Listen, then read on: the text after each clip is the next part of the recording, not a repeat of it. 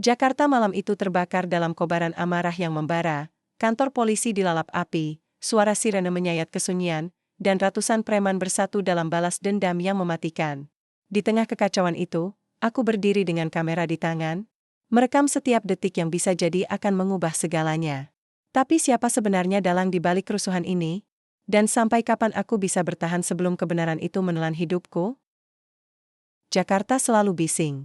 Suaranya bukan hanya berasal dari klakson mobil yang saling sahut di jalanan, tapi juga dari kegaduhan yang tak pernah benar-benar padam di dalam kepala manusia-manusianya. Kota ini seperti mesin tua yang dipaksa tetap menyala, bahkan saat oli terakhirnya telah habis entah sejak kapan. Namaku Wiko. Umurku baru 23 tahun, dan aku bekerja sebagai jurnalis lapangan untuk salah satu media daring yang masih mencoba bertahan hidup di tengah arus informasi yang kian sesak dan penuh manipulasi. Namanya Layar Fakta, dan kami lebih sering disebut media kere oleh wartawan-wartawan dari korporasi besar. Tapi di balik komputer bekas dan kopi sachet yang kami andalkan, kami masih punya satu hal yang tak bisa dibeli, keberanian. Hari itu, hari Senin, saat matahari menyengat tanpa kompromi dan udara Jakarta seperti oven raksasa, aku menerima penugasan untuk meliput masalah klasik, penggusuran di Pasar Senen. Aku sebenarnya sudah bosan. Tema seperti itu sudah diulang berkali-kali, dan nyaris tak ada yang berubah. Tapi karena ini tugas, aku tetap berangkat.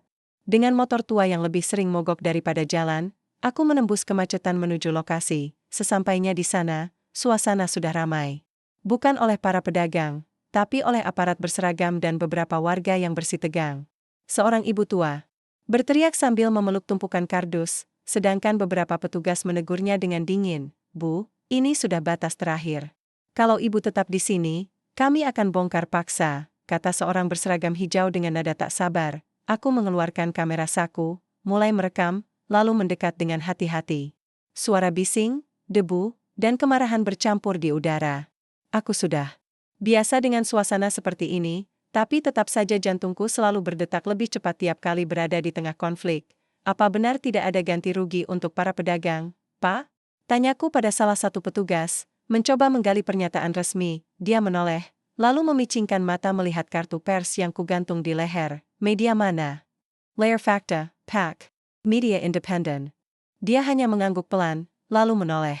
Kuera Lane. Tidak menjawab. Sudah biasa. Banyak dari mereka menganggap kami tak penting. Tapi aku tetap merekam.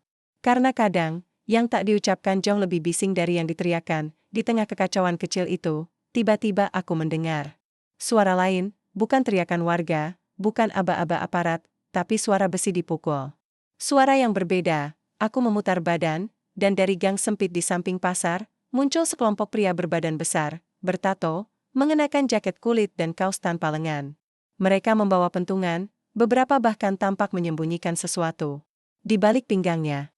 Entah kenapa, suasana seketika berubah. Seorang dari mereka, yang rambutnya dicat pirang dan punya luka besar di pipi, langsung melompat ke atas meja dagangan yang kosong.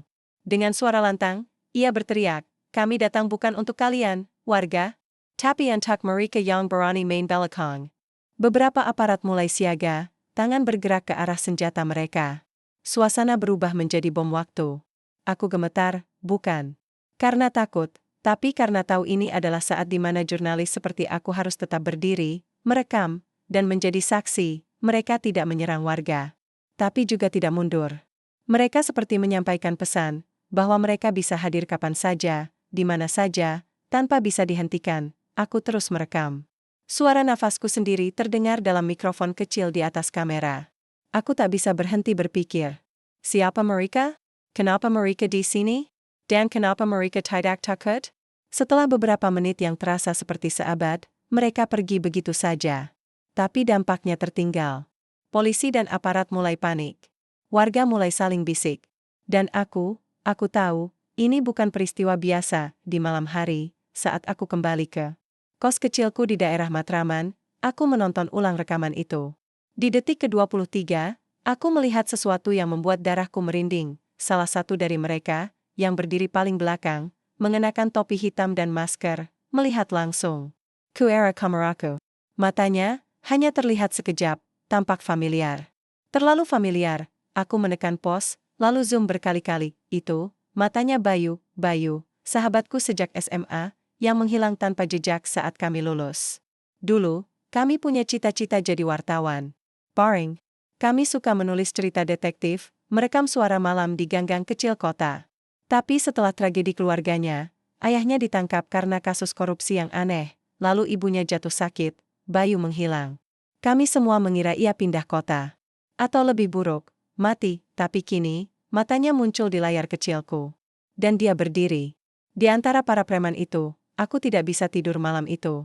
Rekaman itu terus kuputar berulang-ulang, seolah mencari jawaban. Tapi justru semakin kupandangi, semakin banyak pertanyaan yang muncul. Apa yang sebenarnya terjadi, dan kenapa Bayu ada di sana? Esoknya, aku melapor ke redaksi. Tapi seperti biasa, berita tentang kekacauan pasar dikemas rapi, disiarkan dengan sudut pandang yang sopan dan tidak mengganggu pihak manapun. Aku kesal, tapi tidak bisa berbuat banyak. Malam itu, saat aku sedang menulis draft artikel pribadi di laptop, sebuah pesan masuk. Pengirimnya anonim. Isinya singkat, kalau kau mau tahu siapa yang sebenarnya bermain, datang ke Jalan Tambora nomor 27. Jangan bawa siapapun. Jangan pakai identitas. Aku menatap layar. Kata-kata itu seperti suara lonceng. Mengerikan, tapi juga memanggil. Ada sesuatu yang lebih besar dari sekadar kerusuhan pasar. Dan aku, entah karena idealisme atau kebodohan, tidak bisa mundur. Malam itu, udara terasa berat dan sesak. Hujan rintik yang sempat turun siang tadi berubah menjadi gerimis tipis, tapi bau asap yang membakar menyengat di hidungku. Aku berdiri di ujung gang kecil, tepat di depan alamat yang aku terima lewat pesan anonim, Jalan Tambora nomor 27. Semua tampak gelap, hampir tak ada cahaya selain lampu temaram dari sebuah toko kelontong yang sudah tutup. Jantungku berdetak lebih cepat dari biasanya. Entah kenapa, perasaan takut dan penasaran saling berlomba. Aku menekan tombol rekam di kamera kecilku, lalu melangkah masuk. Di dalam gang, bayangan-bayangan samar bergerak. Suara bisik dan langkah kaki terdengar nyaris tertelan oleh rintik hujan. Tiba-tiba, sebuah tangan kuat menarik lenganku, membuatku terhenti dan hampir terjatuh. Wiku, ini kamu, suara serak.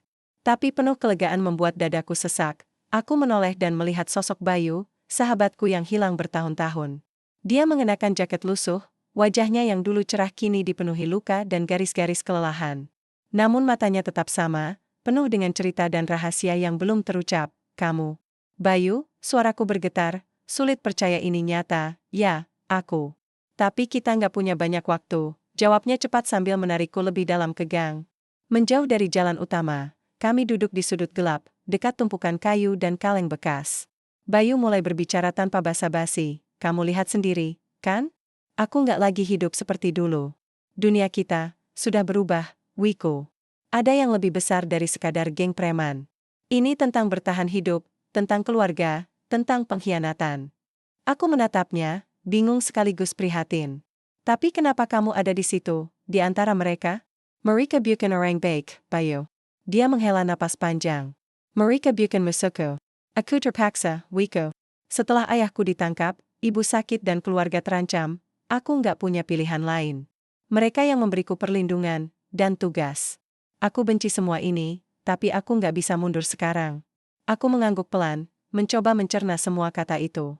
Bayu bukan lagi bocah yang dulu kupanggil partner in crime saat kami menulis cerita detektif di SMA. Dia berubah menjadi sosok yang terjebak dalam lingkaran gelap yang sulit dilepaskan. Tiba-tiba, suara gaduh terdengar dari ujung gang. Kami berdua berdiri cepat.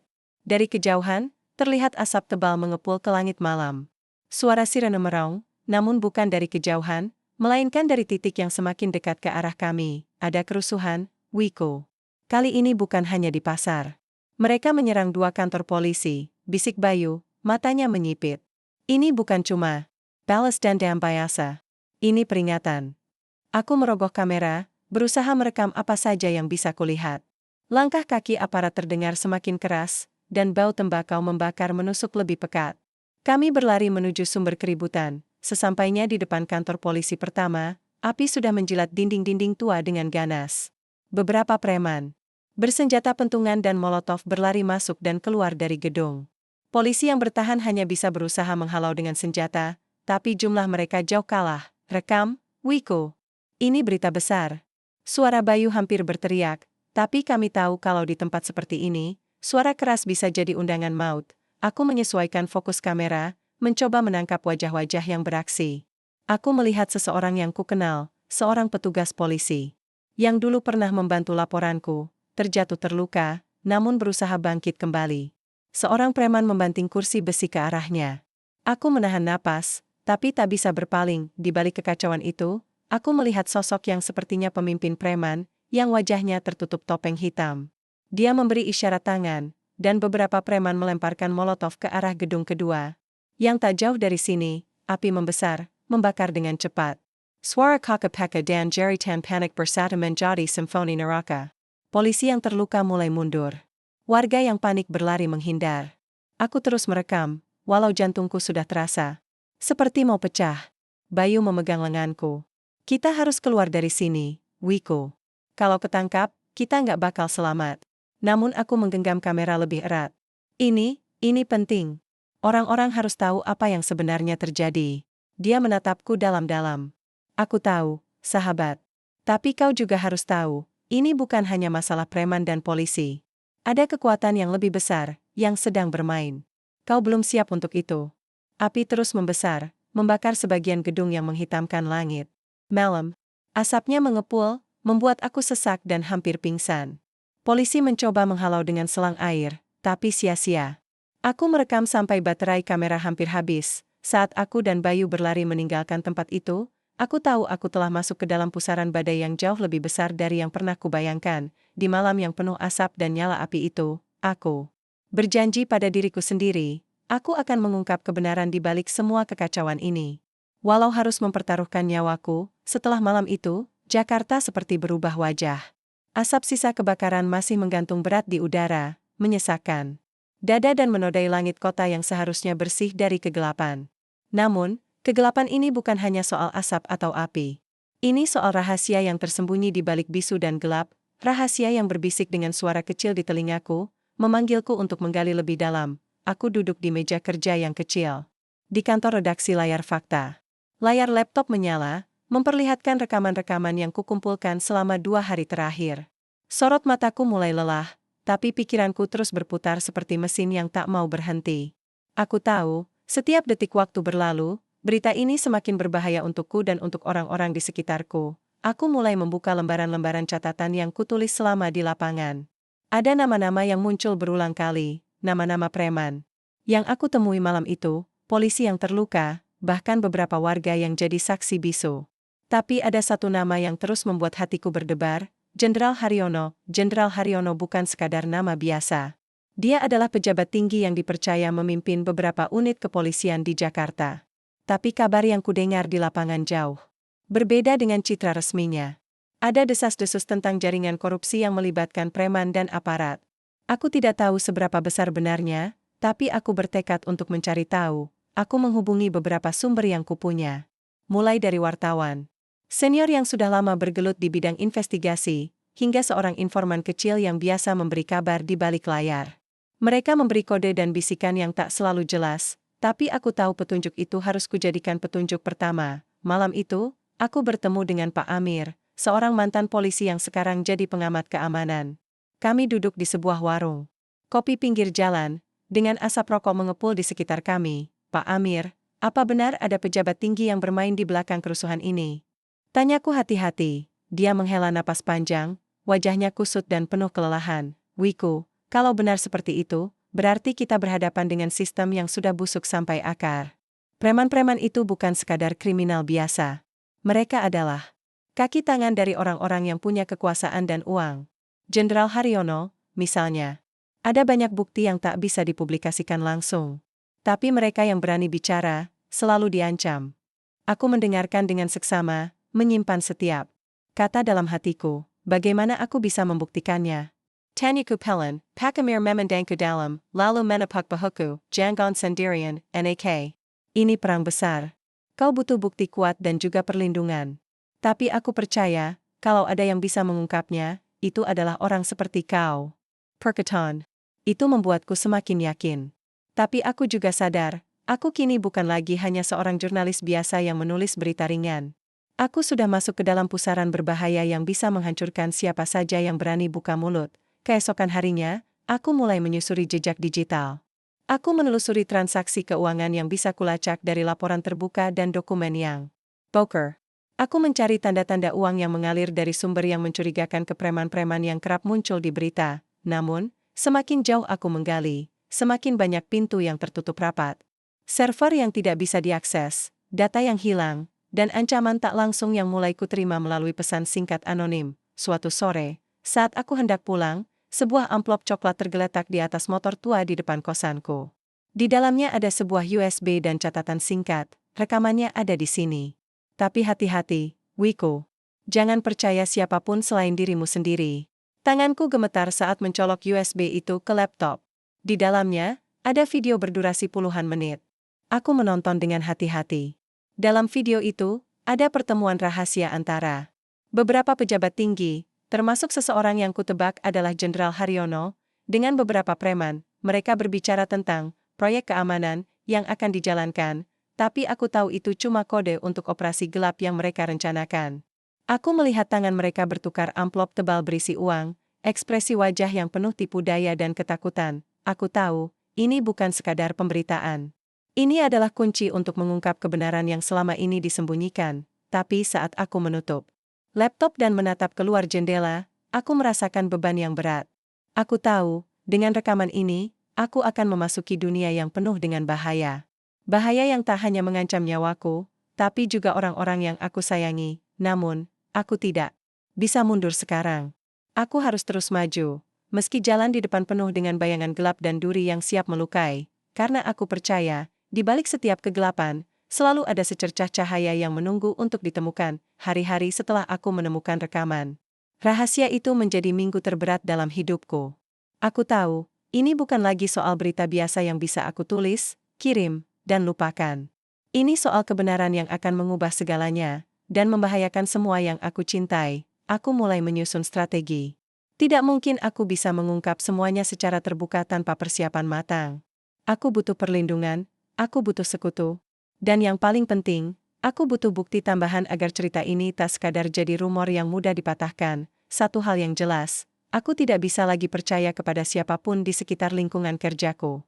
Dunia jurnalistik memang penuh intrik, tapi sekarang aku sadar, ada lapisan yang jauh lebih gelap di baliknya. Aku menghubungi Bayu lewat nomor yang kupunya. Kami sepakat bertemu di sebuah cave castle di kawasan Kunungan, tempat yang jarang ramai. Dan relatif aman. Aku sampai lebih dulu, duduk di pojok ruangan dengan mata waspada mengamati setiap orang yang masuk. Bayu datang dengan wajah yang lebih lelah dari terakhir kami bertemu. Namun ada sesuatu yang berbeda dalam langkahnya, ada beban yang lebih berat di pundaknya.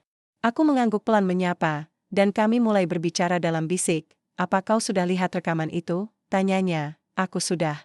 Ini lebih besar dari yang kukira, Bayu. Mereka bukan cuma preman. Ada pejabat tinggi yang mengatur semuanya. Ini korupsi dan kekerasan yang terorganisir, jawabku. Bayu mengangguk. Aku juga sudah dengar bisikan tentang itu.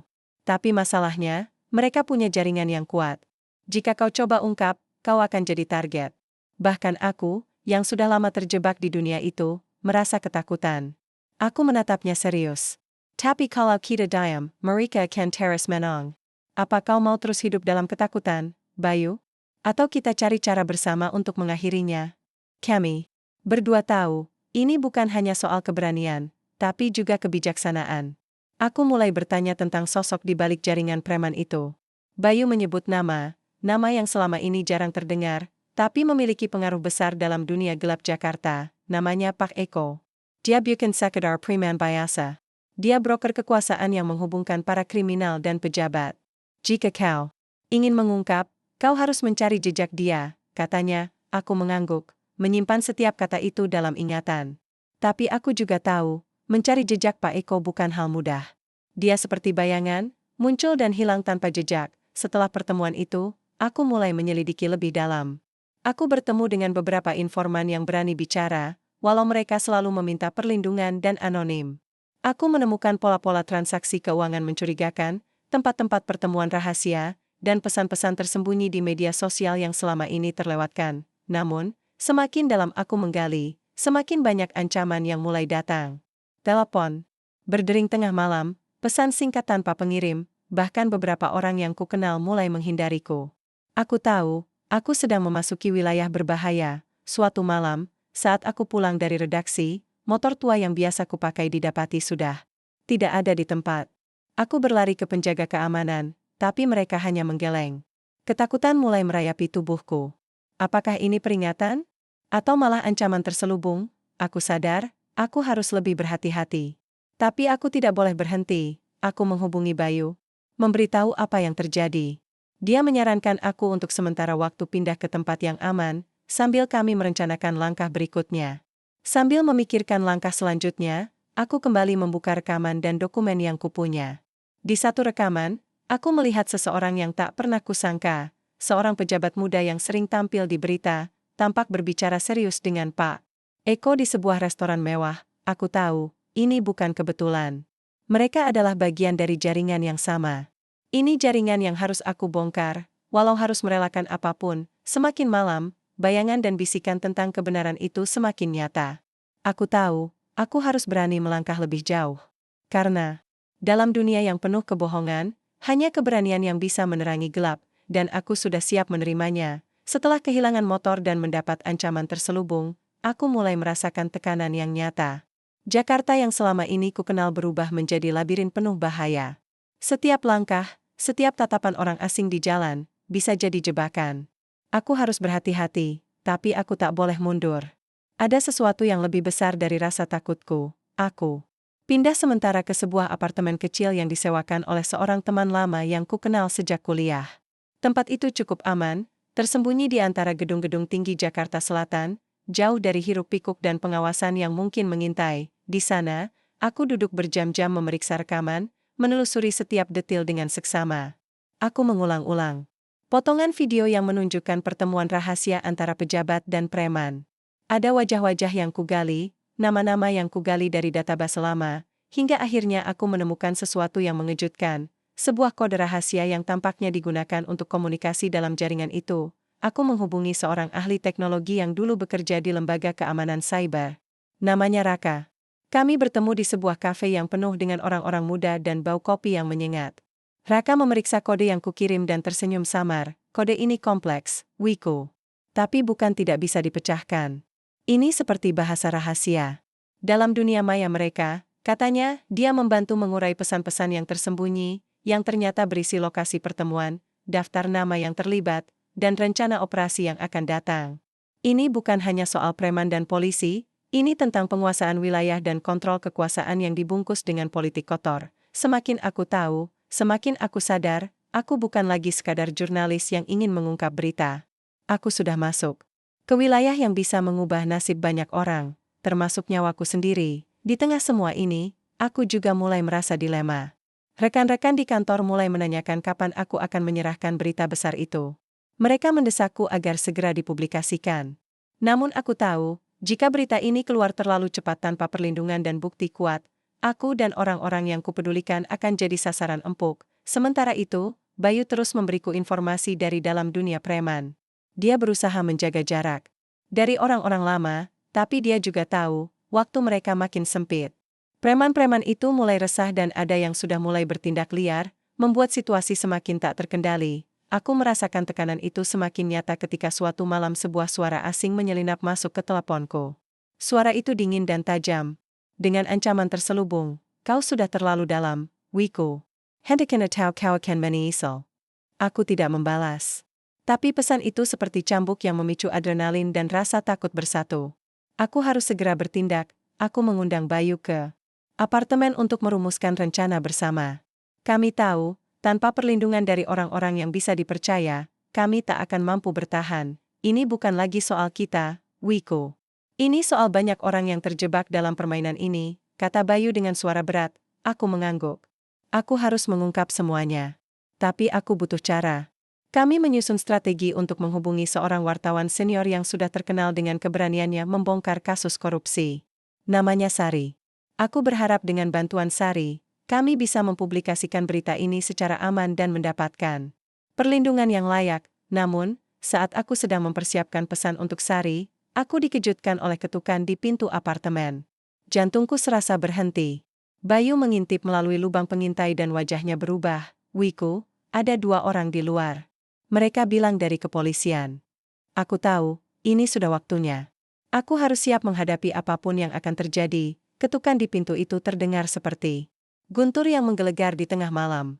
Jantungku berdegup kencang, adrenalin membanjiri setiap urat saraf. Bayu menatapku penuh waspada.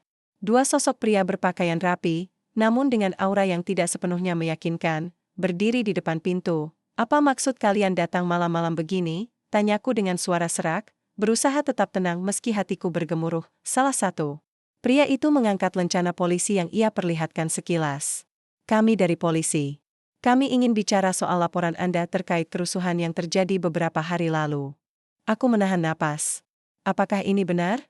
Atau jebakan yang selama ini aku takutkan? Bayu memberi isyarat agar aku tenang. Bol kami masak? Tambah pria itu, suaranya datar tapi ada ketegasan yang sulit diabaikan. Aku mengangguk pelan dan membuka pintu. Sesaat setelah mereka masuk, aku merasa suasana berubah. Ada ketegangan yang tak bisa kusembunyikan. Pria yang memimpin mulai berbicara, menanyakan berbagai hal tentang investigasi yang sedang kulakukan. Mereka mencoba menggali informasi sebanyak mungkin, tapi aku tahu ini lebih dari sekadar tanya jawab. Payasa. Mereka ingin tahu siapa yang memberiku informasi, siapa yang membantuku, dan apa bukti kuat yang kumiliki. Aku memilih kata-kata dengan hati-hati, menjawab seperlunya tanpa membuka semua rahasia. Tiba-tiba, Bayu yang duduk di sudut ruangan berdiri. Kalian tidak bisa main-main dengan ini. Aku tahu ada yang mengendalikan semuanya dari balik layar. Kalian polisi atau kaki tangan mereka? Salah satu pria itu menatap Bayu dengan tajam. Kamu tahu terlalu banyak, Bayu. Suasana menjadi panas.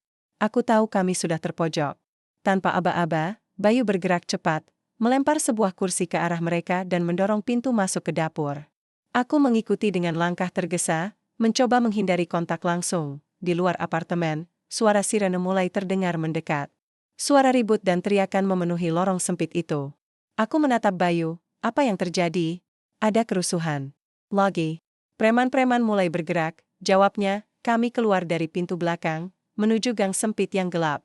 Aku segera mengaktifkan kamera di ponselku dan mulai merekam. Di kejauhan, terlihat api membumbung tinggi. 2 kantor polisi, yang sebelumnya sempat kudatangi, kini dalam kobaran api yang mengerikan. Orang-orang berteriak, berlarian, saling dorong, dan saling serang. Ada suara ledakan kecil, suara kaca pecah, dan teriakan putus asa. Aku merekam setiap momen dengan tangan gemetar, tapi mata tetap fokus. Ini bukan hanya kerusuhan biasa. Ini adalah perang terbuka antara preman dan aparat, sebuah pertarungan yang sudah dirancang sejak lama oleh kekuatan yang tak terlihat. Dalam kepanikan itu, aku melihat sosok yang tak kuharapkan, seorang pria dengan wajah yang sangat kukenal. Wajah itu membawa nostalgia yang menyakitkan. Itu adalah Raka, sahabat lama yang hilang bertahun-tahun lalu, yang selama ini kuanggap telah hilang dari hidupku. Tapi sekarang dia berdiri di tengah kekacauan, bersama para preman yang memprotes. Dengan amarah yang membara, seketika, kenangan lama menghantam pikiranku. Bagaimana mungkin dia ada di sini? Bagaimana mungkin dia bisa terjerumus ke dunia yang penuh darah dan api ini? Aku menurunkan kamera dan berjalan mendekat, berusaha memanggil namanya. Tapi sebelum aku sempat bicara, suara tembakan terdengar. Orang-orang mulai berlarian mencari perlindungan. Aku terpaku, bingung antara rasa takut dan keinginan kuat untuk menyelamatkan sahabat yang dulu begitu kupercayai. Api yang membakar kantor polisi itu bukan hanya membakar bangunan. Api itu membakar harapan, menghanguskan batas antara kebenaran dan kebohongan, antara persahabatan dan pengkhianatan. Aku berdiri di sana, di tengah kobaran api dan kerusuhan, menyadari bahwa aku harus segera memilih jalan. Apakah aku akan tetap mengungkap kebenaran, atau membiarkan kegelapan ini menelan semuanya? Aku berdiri terpaku, menatap sosok Raka yang kini berada tepat di hadapanku, di tengah kobaran api dan pekikan amarah yang meluap dari kerumunan. Wajahnya yang dulu penuh semangat dan tawa kini berubah menjadi bayangan yang sulit kukenal. Ada kelelahan dan amarah yang membara di matanya. Namun, yang paling membekas adalah luka yang terlihat dalam setiap gerakannya, luka yang tak kuharapkan hadir dari sahabatku sendiri, Raka. Suaraku gemetar, seolah tak percaya dia ada di sini, di tengah pertikaian yang mematikan ini. Dia menoleh, menatapku sejenak dengan mata yang penuh konflik. Wiku, aku tidak ingin kau tahu ini, tapi aku tidak punya pilihan. katanya serak, sebelum. Aku sempat bertanya lebih jauh, suara tembakan lagi memecah malam. Kami berdua spontan menunduk. Kerusuhan semakin brutal. Para preman dan aparat saling bertukar serangan, entah siapa yang memulai, entah siapa yang akan berhenti. Tapi aku tahu satu hal, di tengah kerusuhan ini, aku harus tetap berdiri, harus tetap mencari kebenaran. Aku menyelinap di sela kerumunan, mencoba tetap merekam dan mencatat setiap detail. Tapi pikiranku terus tertuju pada Raka. Apa yang sebenarnya terjadi, Ra? Kenapa kau di sini? Apa kau masih sahabatku atau sudah jadi musuh? Dia menghela napas panjang. Aku terpaksa, why? Setelah hilang dari kehidupanmu, aku tidak punya jalan lain. Keluargaku terancam, dan dunia preman ini yang menyelamatkanku. Aku benci, tapi aku harus melindungi mereka. Aku terdiam. Rasanya dunia yang selama ini kupahami hancur berantakan. Sahabat yang hilang selama bertahun-tahun ternyata menjadi bagian dari kegelapan yang kubenci. Di tengah percakapan kami yang singkat itu, suara sirene semakin mendekat. Polisi cadangan datang, memperkuat barisan. Namun, preman-preman yang sudah marah tak mau mundur. Mereka membalas dengan kekuatan penuh. Sebuah bom molotov melayang dan meledak tak jauh dari kami, menyemburkan api dan asap pekat. Aku merasakan. Jantungku berdegup kencang, tetapi aku tahu aku tidak boleh panik. Aku harus tetap tenang, harus tetap fokus. Wiku, kau harus pergi dari sini, desak Raka. Ini bukan tempatmu. Tapi aku harus tahu kebenaran. Aku harus mengungkap semuanya, jawabku keras, menatap mata sahabat yang kini berubah jadi bayangan kelam. Raka mengangguk pelan, seolah memahami tekadku. Aku akan membantumu, tapi kau harus percaya padaku. Ada kekuatan besar yang mengendalikan ini semua, dan mereka tidak segan membunuh siapapun yang menghalangi. Aku mengangguk, lalu kami berdua bergegas menyingkir ke sebuah gang kecil, jauh dari pusat kerusuhan. Di sana, Raka mulai bercerita lebih banyak tentang jaringan Pak Eko, tentang bagaimana pejabat-pejabat tinggi dan preman-preman itu saling bersekutu, menjadikan Jakarta ladang kekuasaan dan uang haram. Tapi yang paling mengejutkan, kata Raka dengan suara berat, adalah bahwa ada rencana besar yang akan dilaksanakan dalam beberapa hari ke depan. Mereka akan menguasai sebagian besar wilayah Jakarta dengan cara paksa. Aku merasakan darahku membeku. Apa rencananya? Apa aku harus menghentikannya? Raka mengangguk. Ya, dan aku tahu caranya. Tapi kita harus hati-hati. Mereka sudah mulai mencium ada yang berusaha menggulingkan mereka. Saat aku mengeluarkan USB yang berisi rekaman rahasia, Raka memeriksa dan mengangguk setuju. Ini bukti yang sangat kuat. Tapi kau harus benar-benar aman. Jika ini sampai ke tangan yang salah, nyawamu taruhannya. Malam ITU, kami merancang rencana bersama. Aku harus berhadapan dengan media dan mengungkap semuanya, tapi aku juga harus mendapat perlindungan penuh. Raka bersedia menjadi penghubung di dunia gelap yang selama ini kutakuti, memberiku akses untuk masuk lebih dalam ke jaringan yang mengendalikan kota. Namun, saat semuanya mulai terasa seperti harapan, sebuah suara berat terdengar dari belakang kami, jangan berharap bisa kabur begitu saja. Kami berdua menoleh dan melihat beberapa pria berpakaian gelap berdiri menghalangi jalan keluar. Mata mereka dingin, penuh ancaman. Aku tahu, ini adalah ujian terakhir. Dengan cepat, Raka menarikku ke dalam gang gelap, melewati pintu kecil yang selama ini dia gunakan sebagai pintu masuk rahasia. Kami masuk ke sebuah ruangan kecil yang remang-remang, dindingnya dipenuhi poster dan peta kota. Ini markas kecil yang selama ini menjadi pusat koordinasi mereka. Di dalam ruangan itu, aku merasa campur aduk, takut, bingung, tapi juga ada secercah harapan. Aku tahu, apapun yang terjadi, aku tidak bisa mundur sekarang. Waktu terus berjalan, dan aku semakin sadar bahwa aku bukan hanya berjuang untuk kebenaran, tapi juga untuk mempertahankan harga diri dan persahabatan yang sudah nyaris hilang. Dalam keheningan itu, aku memandangi rekaman di layar laptop. Aku tahu, babak baru dari perjuangan ini baru saja dimulai. Api yang membakar kota ini bukan hanya api di jalanan, tapi juga api dalam hatiku, yang tak akan pernah padam. Malam itu terasa begitu dingin, tapi aku malah merasakan panas yang membakar dari dalam dada. Dalam ruangan kecil itu, bayangan-bayangan gelap menari di tembok, selaras dengan ketegangan yang membekap udara. Raka berdiri di sampingku, matanya tajam memindai peta dan daftar nama yang menumpuk di meja. Kita sudah terlalu jauh untuk mundur, katanya pelan, suaranya berat namun penuh tekad. Sekarang yang penting adalah bagaimana kita menyusun strategi agar bisa mengungkap ini tanpa kehilangan nyawa. Aku mengangguk, mencoba menenangkan pikiranku yang berputar liar. Bukti-bukti yang kami punya bukan cuma bisa mengguncang dunia preman, tapi juga pejabat tinggi yang selama ini berdiri di balik layar. Jika berita ini sampai tersebar, korupsi dan kekerasan yang merajalela selama ini akan terungkap. Tapi aku tahu, di balik itu semua, ada risiko besar yang mengancam. Bagaimana caranya kita bisa menyampaikan ini ke publik tanpa dimusnahkan dulu? Tanyaku, suara sedikit gemetar. Raka menatapku dengan serius. Aku punya kontak di media yang bisa dipercaya. Sorry. Dia wartawan senior yang kau rencanakan hubungi. Tapi ini bukan sekadar mengirim berita. Kita butuh perlindungan ekstra, dan jaminan kalau data ini aman sampai ke tangan mereka. Aku mengangguk pelan, mengingat kembali pertemuanku sebelumnya dengan Sari, sosok yang selama ini terkenal dengan keberaniannya dalam membongkar kasus korupsi. Aku tahu, tanpa dia, rencana kami akan sia-sia. Kami menghabiskan malam itu menyusun dokumen dan rekaman, membuat salinan yang tersembunyi di beberapa perangkat. Setiap detil dipastikan aman, setiap bukti dijaga dengan ketat. Tapi di balik semua persiapan itu, hatiku tak bisa berhenti bertanya, apakah aku benar-benar siap menghadapi konsekuensi ini? Pagi datang dengan berita buruk. Ponselku bergetar hebat. Pesan tanpa pengirim muncul di layar, kamu terlalu dekat dengan kebenaran. Hendaknya tahu kau akan kehilangan lebih dari yang kau kira. Kepanikan mulai merayap. Aku menatap Raka. Mereka tahu kita bergerak. Dia mengangguk dingin. Ini peringatan. Kita harus lebih hati-hati. Tanpa menunggu lama, aku menghubungi Sari. Suara wanita itu di telepon terdengar tegas dan siap, kita akan bertemu malam ini. Aku akan bawa timku. Kita harus pastikan ini benar-benar terlindungi, katanya. Malamnya, aku bertemu Sari di sebuah kafe tersembunyi. Wajahnya serius dan penuh kewaspadaan.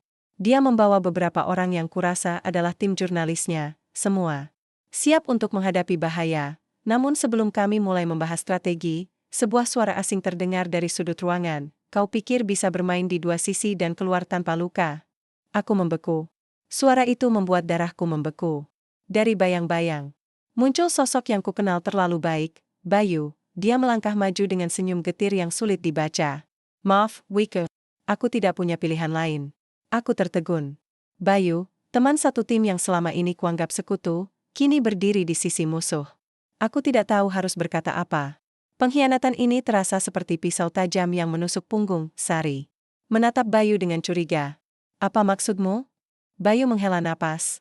Aku sudah lama bekerja untuk mereka, untuk menjaga agar semuanya tetap terkendali. Tapi ketika kau mulai menggali terlalu dalam, aku harus melaporkan. Ini bukan soal benci, tapi bertahan hidup. Raka mendekat, wajahnya berubah garang. Bayu, kau bisa pilih jalan lain. Kami bisa bantu keluarkan kau dari dunia ini. Tapi, Bayu hanya menggeleng. Terlambat untuk itu. Aku harus melakukan ini. Ketegangan memenuhi ruangan. Aku merasakan dunia runtuh di sekelilingku. Teman yang hilang, sahabat yang kuanggap setia, kini menjadi bagian dari kegelapan yang kutentang. Namun, aku tahu, ini bukan waktu untuk menyerah. Aku menguatkan suara, aku tidak akan berhenti. Kebenaran harus keluar. Apapun resikonya. Bayu memandang ke dalam-dalam. Kalau begitu, kau sudah memilih jalanmu sendiri. Saat itu, aku mendengar suara langkah kaki di pintu. Beberapa pria berpakaian gelap masuk, mengepung kami. Pertarungan singkat pecah. Dalam kekacauan itu, aku berusaha melindungi Sari dan timnya, sambil mencari celah untuk melarikan diri. Raka membantu dengan sigap, menangkis serangan dan mengatur strategi. Kami keluar dari kafe itu dengan susah payah, tapi aku tahu perang belum selesai. Ini baru permulaan. Di jalan yang gelap dan basah oleh hujan, aku berbisik pada diri sendiri. Apa arti persahabatan jika harus dibayar dengan pengkhianatan? Api kerusuhan yang membakar Jakarta mungkin sudah mulai padam di jalanan, tapi dalam hatiku, api perjuangan dan pengkhianatan itu terus menyala. Hujan deras mengguyur jalanan Jakarta ketika kami berlari menjauh dari kafe itu. Suara sirene masih bergema di kejauhan, namun kini jauh lebih samar dibanding deru jantungku yang berdetak kencang. Aku menatap wajah Raka, yang sama terengahnya denganku, tapi matanya menyimpan tekad kuat. Sari dan timnya mengikuti kami dengan langkah cepat, membawa dokumen dan rekaman yang sangat berharga itu. Kita tidak bisa terus begini, kata Sari, suaranya hampir tenggelam oleh suara hujan. Mereka akan terus memburu kita sampai semua bukti itu hilang. Aku mengangguk. Kita harus cari tempat aman, tempat di mana kita bisa mengunggah semua ini ke publik. Jika tidak, semua usaha kita akan sia-sia. Raka memeriksa ponsel yang basah oleh air hujan, lalu mengangkat kepala dengan ekspresi serius. Ada sebuah gudang tua di pinggir kota. Tempat yang jarang dilalui orang. Aku punya kenalan di sana yang bisa bantu kami mengamankan data dan jaringan. Kami menyusuri ganggang sempit yang tergenang air, menghindari perhatian. Setiap suara di sekitar terasa mengancam. Aku merasakan tatapan kosong dan dingin dari setiap sudut gelap yang kami lewati. Dunia kami kini berubah menjadi medan pertempuran tanpa ampun, di mana kebenaran dan kebohongan bertarung sengit. Sesampainya di gudang itu, kami langsung bergegas mengatur peralatan. Komputer, kamera, dan perangkat penyimpanan data kami sambungkan ke jaringan yang aman. Aku mengunggah rekaman-rekaman yang selama ini kutangkap, mengirimkannya ke berbagai media terpercaya yang sudah disiapkan Sari. Namun, saat proses itu berlangsung, telepon genggamku bergetar lagi. Pesan misterius yang sama muncul, berhentilah, atau kau akan kehilangan segalanya. Sakitnya kata-kata itu mengiris hati. Tapi kali ini, aku merasa ada sesuatu yang berbeda. Pesan ini bukan hanya ancaman kosong. Ini peringatan terakhir. Aku mengalihkan pandanganku ke Raka, berharap mendapatkan jawaban. Dia hanya mengangguk pelan, seakan mengatakan kami harus siap menghadapi apapun. Beberapa jam kemudian, data sudah tersimpan dengan aman di server rahasia. Aku merasa lega sejenak, namun ketenangan itu tak bertahan lama. Tiba-tiba, suara keras menggelegar di pintu gudang. Pintu itu dibanting, dan beberapa pria bersenjata masuk dengan wajah penuh dendam. Mereka bukan preman biasa. Mereka adalah pasukan bayaran, tentara dari pihak yang ingin menutupi semua kebenaran ini. Pertarungan sengit pun pecah. Aku merasakan adrenalin mengalir deras, tubuh bergerak otomatis untuk menghindar dan melindungi yang lain. Raka dan Sari bertarung. Dengan gigih, mempertahankan setiap inci ruang yang kami punya. Dalam kekacauan itu, aku berhasil mengirimkan satu pesan terakhir ke Sari, segera sebarkan sebelum kami terjebak. Sebuah ledakan kecil mengguncang gudang, membuat debu dan asap memenuhi ruangan. Aku tersandung dan terjatuh, tapi berhasil berdiri kembali dengan susah payah. Wajahku penuh luka dan debu, tapi mataku masih menyala penuh tekad saat situasi makin genting. Raka menarikku ke sebuah pintu rahasia yang selama ini tak pernah kulihat. Kami meloloskan diri melalui lorong gelap yang berliku-liku, hati berdebar kencang karena suara langkah pasukan itu makin mendekat. Di ujung lorong, kami keluar ke sebuah jalan kecil yang sepi.